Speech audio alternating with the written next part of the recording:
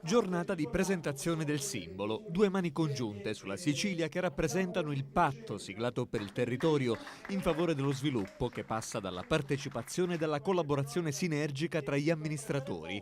Alla convention di Agrigento, organizzata dai promotori dell'organismo politico Riccardo Gallo e Piero Macedonio, hanno partecipato alcuni sindaci, assessori e consiglieri comunali e provinciali, anche del Ragusano e del Palermitano, che hanno aderito al movimento, tra i quali i primi cittadini di Piana degli Albanesi e Raffadali, Gaetano Caramanno e Silvio Cuffaro. Le risposte la politica non riesce più a fornirle, tantomeno i partiti. Quelli che rimangono a presidiare i territori oggi debbono inventarsi un'iniziativa. La federazione con altre province affinché dalle province parta un segnale forte di risveglio, di rinnovamento, perché molte tematiche che ormai i partiti non affrontano più è necessario che i cittadini ricominciano ad affrontare, perché sono il nostro futuro e il futuro dei nostri giovani. Il patto per il territorio è proiettato alle prossime amministrative di maggio. Nel contesto di un quadro politico ancora oggi confusionario ad Agrigento, il movimento sostiene senza indugi la candidatura a sindaco dell'uscente Marco Zambuto.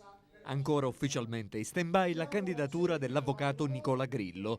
Movimento per l'Autonomia e Partito Democratico non intendono fare l'alleanza con il Popolo della Libertà, ma non è escluso che Grillo non voglia ugualmente misurarsi con l'appoggio di PDL, Future Libertà e Grande Sud. Partiti forti che ancora non hanno dato l'ufficialità di un sindaco a me fa un po' specie. E allora noi abbiamo Zambuto che ha una grande caratteristica, che negli ultimi 30 anni a quanto pare è il primo sindaco onesto, perché non ha avuto nessun avviso di garanzia, non c'è nessuno che dice che fa il malaffare eccetera. Bene, già questo per noi ci garantisce moltissimo. Poi spiegheremo perché Zambuto ha fatto, non ha fatto, se ha potuto fare o non ha potuto fare, ma saranno tematiche della campagna elettorale. La cosa che dovete notare è che il patto per il territorio, per la sua consistenza, ha voluto contribuire a cercare di mettere un po' di quiete in questa provincia molto martoriata,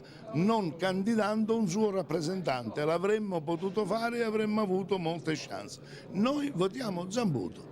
E Zambuto non risparmia critiche, i partiti pensano più a litigare che dire agli agrigentini cosa intendono fare per la città. Oggi si riuniscono, fanno riunioni conciliabili, rinviano le riunioni, ogni volta esce un papa diverso alle riunioni che fanno.